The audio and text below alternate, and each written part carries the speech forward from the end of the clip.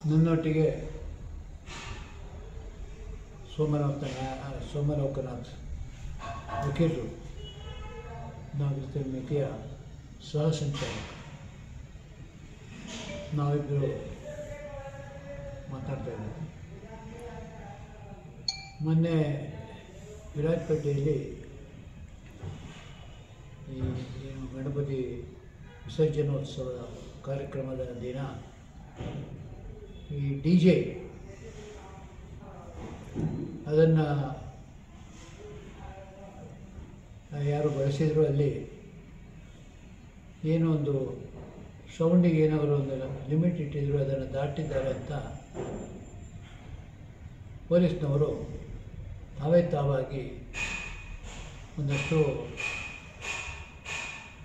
ಸಂಘಟನೆಗಳ ಮೇಲೆ ಮೊಕದ್ದಮೆ ಹಾಕಿದ್ದಾರೆ ಅಂತ ನಾವು ಪತ್ರಿಕೆಗಳಲ್ಲಿ ಓದಿದ್ದೇವೆ. ಇದರ ಬಗ್ಗೆ ನಮಗೆ ತಕರಾರಿಲ್ಲ, ಒಳ್ಳೆ ಕೆಲಸ.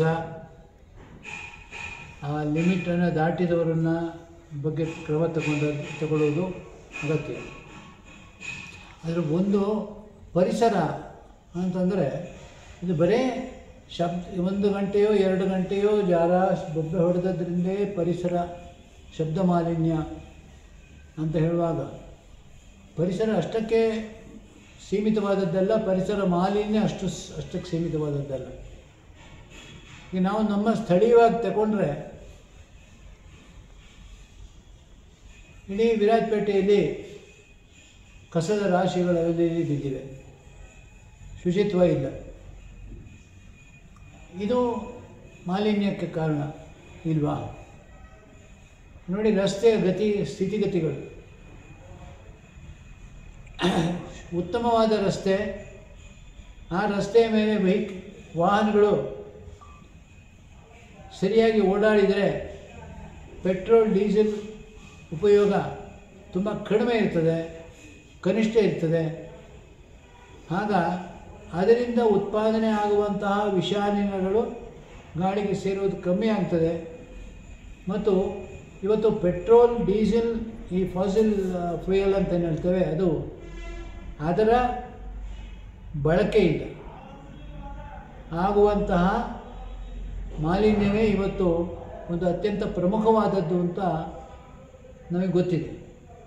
ಸೊ ಮಾಲಿನ್ಯವನ್ನು ನೀವು ಪರಿಸರ ಮಾಲಿನ್ಯದ ರಕ್ಷಣೆ ಮಾಡಬೇಕಾದ್ರೆ ಅದರಲ್ಲಿ ಒಂದು ಪ್ರಮುಖವಾದದ್ದು ಒಂದು ಉತ್ತಮ ರಸ್ತೆಗಳು. ಸೊ ಇದು ಯಾವುದರ ಕಡೆಗೆ ಗಮನ ಇಲ್ಲ. ಇದು ಯಾವುದೂ ಸರಿ ಇಲ್ಲದ ಪರಿಸ್ಥಿತಿಯಲ್ಲಿ 1 ಗಂಟೆಯೋ 2 ಗಂಟೆಯೋ ಅಥವಾ ಬೆಳಿಗ್ಗೆ ಒಂದು ರಾತ್ರಿ ಒಂದಷ್ಟು ಬೊಬ್ಬೆ ಹೊಡೆದಿದ್ದಾರೆ ಅಂತ ಅನ್ನೋದು ಒಂದನ್ನೇ ನೀವು ಮಾಲಿನ್ಯ ಅಂತ ಪಡೆಯುವುದಾದರೆ, ಅದಕ್ಕಾಗಿ ನೀವು ನೀವಾಗಿ ಒಂದು ಮೊಕದ್ದಮೆಯನ್ನು ಹೂಡಿದ್ದೀರಾದರೆ, ಆಗ ಈ ಮಾಲಿನ್ಯದ ಈ ಕಾರಣಗಳಿವೆ ಅಲ್ಲ. ರಸ್ತೆ ಸರಿ ಇಲ್ಲದೆ ಇರುವುದಕ್ಕೆ, ಕಸದ ವಿಲೇವಾರಿ ಮಾಡದೇ ಇರುವುದಕ್ಕೆ, ಇದಕ್ಕೆಲ್ಲ ಕಾರಣ ಆಗಿರುವವರ ಮೇಲೆಯೂ ಸಹ ಪೊಲೀಸ್ನವರು ಇದೇ ರೀತಿಯ ಒಂದು ಕ್ರಮವನ್ನು ತಗೊಳ್ಬೇಕು ಅಂತ ನಾನು ಆಗ್ರಹಿಸ್ತೇನೆ. ಅಲ್ಲಿಯೂ ನೀವು ನಿಮ್ಮ ದಕ್ಷತೆಯನ್ನು ತೋರಿಸಿದರೆ ಅದನ್ನು ಜನ ಇನ್ನಷ್ಟು ಮೆಚ್ಚುತ್ತಾರೆ. ಇನ್ನು ದೂರು ಕೊಡದೇ ಕ್ರಮ ತಗೊಳ್ತೀರಿ, ಆದರೆ ದೂರು ಕೊಟ್ಟರೂ ಕ್ರಮ ತಗೊಳ್ಳದೇ ಇರೋದು ಇದೆ.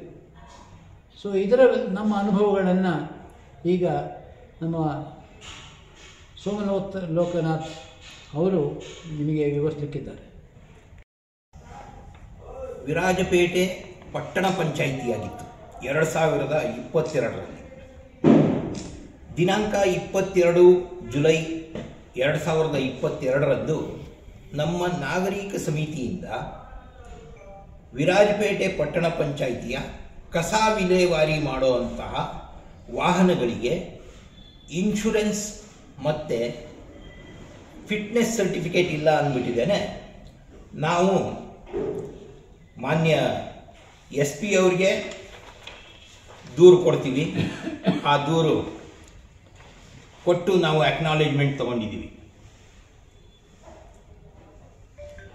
ಇದೇ ದೂರನ್ನು ನಾವು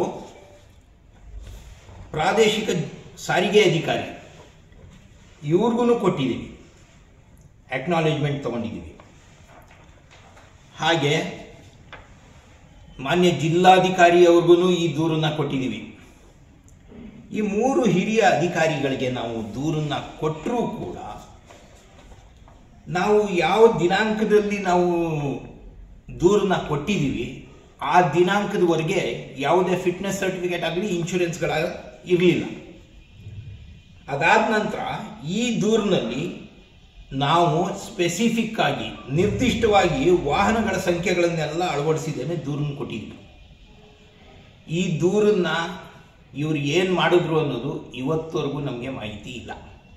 ಒಂದು ವೇಳೆ ನೀವು ಸುಳ್ಳು ದೂರು ಕೊಟ್ಟಿದ್ದೀರಾ ಅಂತ ನಮಗೆ ಹಿಂಬರ ಬರಬೇಕಿತ್ತು, ಇಲ್ಲ ನೀವು ಸುಳ್ಳು ದೂರು ಕೊಟ್ಟಿದ್ದೀರಾ ಅಂತ ನಮ್ಮ ಮೇಲೆ ಕ್ರಮ ಆಗಬೇಕಿತ್ತು, ಇಲ್ಲ ದೂರು ಕೊಟ್ಟಿರೋದ್ರ ಬಗ್ಗೆ ತನಿಖೆ ಆಗಿ ಇವ್ರ ಮೇಲೆ ಕ್ರಮ ತಗೊಂಡಿದ್ದೀವಿ ಅಂತನಾದರೂ ನಮಗೆ ಮಾಹಿತಿ ಕೊಡಬೇಕಿತ್ತು.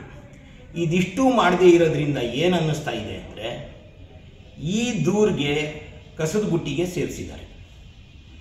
ಸ್ವಾಮಿ ವರಿಷ್ಠಾಧಿಕಾರಿಗಳೇ, ಪೊಲೀಸ್ ವರಿಷ್ಠಾಧಿಕಾರಿಗಳೇ, ದೂರೇ ಕೊಡದೆ ಸುವೋಮೋಟೋ ಸ್ವಯಂ ಪ್ರೇರಿತರಾಗಿ ನೀವು ದೂರನ್ನು ದಾಖಲಿಸಿಕೊಂಡು ಮೊಕದ್ದಮೆ ಹೂಡ್ತೀನಿ ಅನ್ನೋವಂಥ ನಿಷ್ಠಾವಂತ ಅಧಿಕಾರಿ ಅಂತ ನಾವು ನಂಬಬೇಕಾದ್ರೆ, ಈಗ ನಾನು 22ನೇ ತಾರೀಕು ಜುಲೈ 2022ರಂದು ಕೊಟ್ಟಿರೋ ದೂರಿನ ಬಗ್ಗೆ ನೀವು ಸರಿಯಾದ ಸೂಕ್ತ ಕ್ರಮ ಕೈಗೊಂಡ್ರೆ ನಿಮ್ಮನ್ನು ನಿಷ್ಠಾವಂತ ಅಧಿಕಾರಿ ಅಂತ ನಂಬುತ್ತೀವಿ. ಒಂದು ವೇಳೆ ಇದ್ರ ಬಗ್ಗೆ ನೀವೇನು ಮಾಡಲಿಲ್ಲ ಅಂದರೆ ನೀವು ಸಾಂದರ್ಭಿಕ ನಿಷ್ಠೆ ಅಂತ ಹೇಳಬೇಕಾಗತ್ತೆ. ಈ ಸಾಂದರ್ಭಿಕ ನಿಷ್ಠೆ ಅನ್ನೋದು ನಿಮಗೆ ಗೊತ್ತು.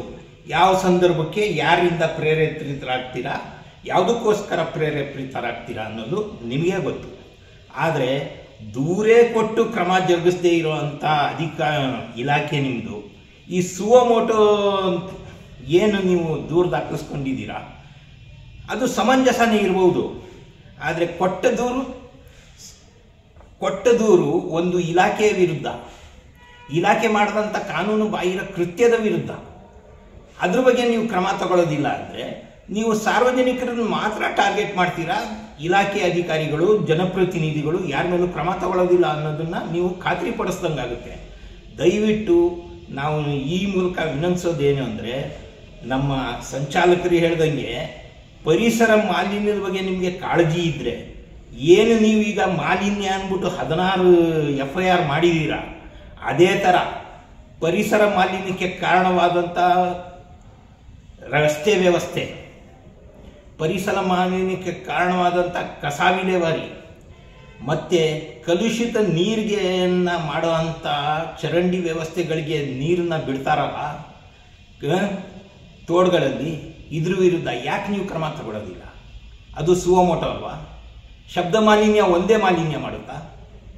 ನೀವು ಮನೆಯಲ್ಲಿ ಡ್ರೈನೇಜ್ ವಾಟ್ರು ಇದು ಎಲ್ಲ ತೆಗೆದಿದ್ದೇನೆ ನೀವು ತೋಡಿಗೆ ಬಿಟ್ಟು ಅದು ಕುಡಿಯೋ ನೀರಿಗೆ ಸೇರಿಸ್ತೀರಲ್ಲ, ಇದು ಕಾನೂನು ಬಾಹಿರ ಕೃತ್ಯ ಅಲ್ವಾ? ಹಾಗಾಗಿ ನಾವು ಹೇಳ್ತೀವಿ, ನಿಮ್ಮ ನಿಷ್ಠಾವಂತ ಕೆಲಸಗಳು ಏನಿದ್ರೂ ಸಮಾಜಕ್ಕೆ ಪೂರಕವಾಗಿ ಸಮಾಜಕ್ಕೆ ಬೇಕಾದಂತಹ ವ್ಯವಸ್ಥೆಗಳಿಗೆ ಮಾಡಿ ಅಂತ ಈ ಮೂಲಕ ನಿಮಗೆ ಆಗ್ರಹಿಸ್ತೀನಿ.